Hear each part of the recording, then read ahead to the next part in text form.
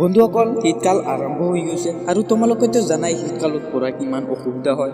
টোপনি আহে, কম্বলৰ পৰা বাহিৰত ওলাবই মন নাযায় আৰু আলোকটো বহুতেই বেছি থাকে।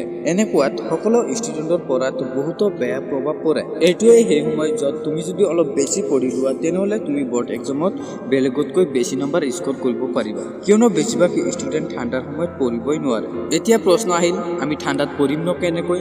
যাতে তোমালোকক ঠাণ্ডা নালাগে, টোপনি নাহে আৰু যাতে লেজি ফিল নকৰা, তাৰ বাবে মই আজি এই ভিডিঅ'টো লৈ আহিছোঁ। আজিৰ এই ভিডিঅ'ত মই তোমালোকৰ লগত 7টা টিপছ শ্বেয়াৰ কৰিবলৈ ওলাইছোঁ, যে 7টা টিপছ যদি তুমি ফ'ল' কৰা তেনেহ'লে ডেফিনেটলি তোমাৰ ঠাণ্ডা কম লাগিব আৰু ঠাণ্ডাটো তুমি ভালকে পঢ়িব পাৰিবা। চৌখন বৰ হয় সেই 7টা টিপছ জানিবলৈ ভিডিঅ'টো শেষলৈ চাই থকা। তো দোস্ত, মোৰ নাম সমীৰুল, সো লেটস স্পিগেন।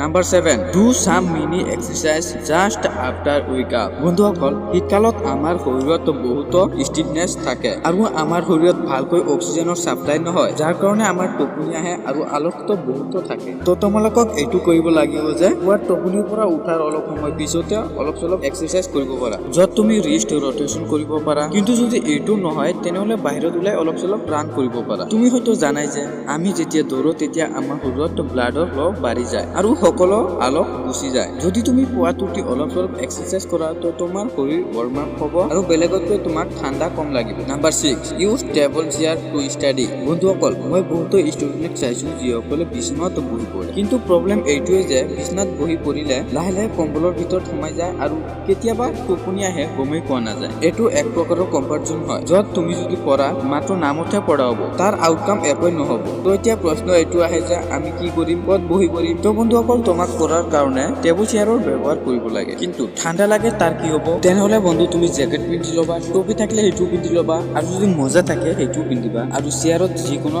কাপোৰ ৰাখিব পাৰা, আৰু তুমি তোমাক ফুল্লি কাভাৰ কৰি ল'বা। ইয়াৰ বাহিৰেও তুমি ঘৰৰ পৰা বাহিৰতে যাই বা য'ত অলপ ৰ'দৰ পোহৰ আহে তাত বহি পঢ়িব পাৰা। ইয়াৰ পৰা তোমাৰ দুটা কাম হ'ব, তুমি ভিটামিন ডিও পাবা, ঠাণ্ডাও নালাগিব আৰু ভালকৈ পঢ়াও হ'ব। Number 6, use coffee and pen during study. বন্ধুসকল, ঠাণ্ডাৰ সময়ত নিজকে এক্টিভ ৰাখিবলৈ আৰু ভালকৈ পঢ়িবলৈ এইটো এটা ভাল উপায়। নিজকে এলাৰ্ট ৰাখিবলৈ আৰু ঠাণ্ডাৰ সময়ত টোপনি যাতে নালাগে, এই কাৰণেই পঢ়াৰ সময়ত কফি আৰু পেন লৈ বহা জৰুৰী। তোমাৰ যিকোনো কিবা মনত ৰাখিবলৈ হ'লে তাক লিখি লিখি মনত কৰা। ইয়াৰ পৰা তোমাৰ শৰীৰ মাল্টিপল অৰ্গানছ এক্টিভ থাকিব আৰু তোমাৰ দুটা উপকাৰ হ'ব। প্ৰথম, তোমাক ঠাণ্ডা নালাগিব, টোপনি নালাগিব আৰু পঢ়াবোৰ লং সময়লৈকে মনত থাকিব। বহুতো ষ্টুডেণ্টৰ অভ্যাস হয় পঢ়াৰ সময়ত কপি আৰু পেন ইউজ নকৰে, কিন্তু স্পেচিয়েলি শীতকালতো তোমাক কপি আৰু পেন ইউজ কৰিবই লাগে, যাতে নিজকে এলাৰ্ট ৰাখিব পাৰা আৰু যিটো তুমি পঢ়ি আছা সেইটো মনত থাকিব।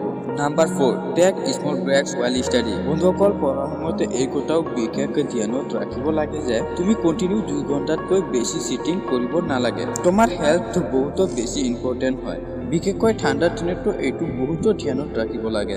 1 ঘণ্টা পঢ়া আৰু 15 মিনিট ব্ৰেক লোৱা। তুমি যদি দীঘল চিটিং কৰা তেনেহ'লে তোমাৰ নেক পেন, বেক পেন হ'ব পাৰে। অভাৰঅল তোমাৰ হেল্থতো বেয়া প্ৰভাৱ পৰিব। এইকাৰণে তোমাৰ এই কথা ধ্যানত ৰাখিব লাগে যে দীঘল চিটিংটো কেতিয়াও কৰিবই নালাগে। Number 3, splash water on face to avoid sleep. বন্ধুসকল, যেতিয়াই তোমাক এইটো লাগে যে এতিয়াতো আৰু পঢ়া নহয়, টোপনি আহি আছে, তেনেহ'লে তেতিয়াই তুমি মুখখন ঠাণ্ডা পানীৰে ধোৱা। মুখ ধোৱাৰ পিছত চাহ খাব পাৰা, এইটো বহুতো কাৰ্যকৰী হয় তোমাৰ টোপনি এৰাবলৈ। নাম্বাৰ 2, ন' ইয়ৰ পিক টাইম। বন্ধুসকল, এইটো জনাত থাকিব লাগিব যে এনেকুৱা কোনটো সময়ত যেতিয়া তুমি বহুতো বেছি প্ৰডাক্টিভ ফিল কৰি থাকা, কোন সময়ত তোমাৰ কনচেন্ট্ৰেশ্যন লেভেল পিক থাকে, সেই সময়ত মেক্সিমাম ইউটিলাইজেশ্যন কৰিবা। ঠাণ্ডাৰ দিনত বা যিকোনো সময়ত পঢ়া, আৰু তুমি যদি জানা কোন সময়ত তোমাৰ কাৰণে গোল্ডেন সময় হয় তেনেহ'লে বহুতো উপকাৰ হ'ব। সেই সময়ত পঢ়া বেছি আউটপুট পোৱা যায়। নাম্বাৰ 1, অলৱেজ ৰিমেম্বাৰ ইয়ৰ গ'ল। বন্ধু, তুমি কেতিয়াবা তোমাৰ দেউতাকক এইটো কোৱাত শুনিছা যে আজি মোৰ কামত যোৱাৰ মন নাই শুনা ন? কিয়নো তেওঁৰ ওপৰত দায়িত্ব আছে যে তেওঁৰ ল'ৰাজনক ভালকে পঢ়াব লাগিব আৰু এনেকুৱা মানুহ বনাব লাগিব যাতে তাই সমাজত ভালকে প্ৰতিষ্ঠিত হয় আৰু নিজৰ ভৰিত নিজে থিয় দিব পাৰে। বন্ধু, গোটেই বিশ্বতে দেউতাকেই সেইজন মানুহ হয় যিজনে নিজতকৈ নিজৰ পুতেকক বেছি ছাকচেছফুল দেখিব বিচাৰে। ঠিক এইদৰে যেতিয়া তোমাৰ ওপৰত দায়িত্ব থাকিব, তোমাৰ ভিতৰত বাৰ্নিং ডিজায়াৰ হ'ব তোমাৰ গলক এচিভ কৰাৰ কাৰণে, তো তেতিয়া তোমাক কোনো টিপছৰ প্ৰয়োজন নহ'ব। ঠাণ্ডা হয় বা গৰম, যিকোনো পৰিস্থিতিতে তুমি তোমাৰ পঢ়াত ফ'কাছ কৰিব পাৰিবা। তো বন্ধু, ভিডিঅ'টো সামাৰাইজ কৰোঁ। তোমাক টেবুল চেয়াৰতো বহি পঢ়িব লাগিব তুমি তোমাৰ বডিক ফুললি কভাৰ কৰিব লাগিব ইয়াৰ লগতে পঢ়াৰ সময়তো কপি এণ্ড পেন ইউজ কৰিবা আৰু যেতিয়া মৰেল ডাউন হয় বা কোনো কামত মন নালাগে বা পঢ়াতো মন নবহে তেতিয়া তুমি নিজৰ মা দেউতাকৰ ফালে এবাৰ চাবা তেওঁলোকে তোমাৰ বিগেষ্ট ইমপ্ৰেছন নিজৰ কাৰণে নহলেও পেৰেণ্টছৰ কাৰণেতো এবাৰ পঢ়া যাৰ ওপৰত দায়িত্ব থাকে তাক কোনো ধৰণৰ মটিভেশ্যন টিপছৰ প্ৰয়োজন নহয় তো বন্ধুসকল মই তোমালোকক যে 7টা টিপছ শ্বেয়াৰ কৰোঁ তুমি যদি সেই 7টা টিপছ ফ'ল' কৰা তেনেহ'লে ডেফিনেটলি ঠাণ্ডাত ভালকৈ পঢ়িব পাৰিবা আৰু এদিন অৱশ্যই সফল হ'ব পাৰিবা আই হোপ তোমাক এই ভিডিঅ'টো পছন্দ হৈছে যদি ভিডিঅ'টো পছন্দ হয় তেনেহ'লে ভিডিঅ'টো লাইক শ্বেয়াৰ আৰু এনেকুৱা ভিডিঅ' পাবলৈ চেনেলটো ছাবস্ক্ৰাইব কৰি লগত থকা বেল আইকনটো অৱশ্যই দবাই দিবা